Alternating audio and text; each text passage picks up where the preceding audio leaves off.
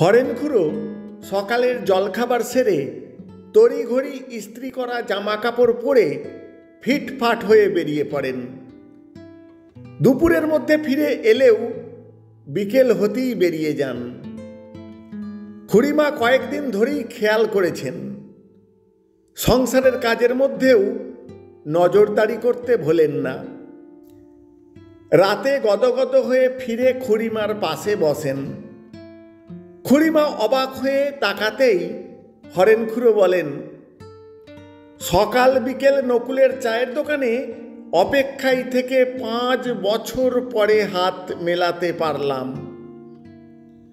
খুড়িমা সন্দেহের চোখে তাকাতেই হরেনখুড়ো বলেন, ভোটের প্রার্থীর অপেক্ষায় থাকতাম, আজ এসেই হাত মিলালো। এরপর তো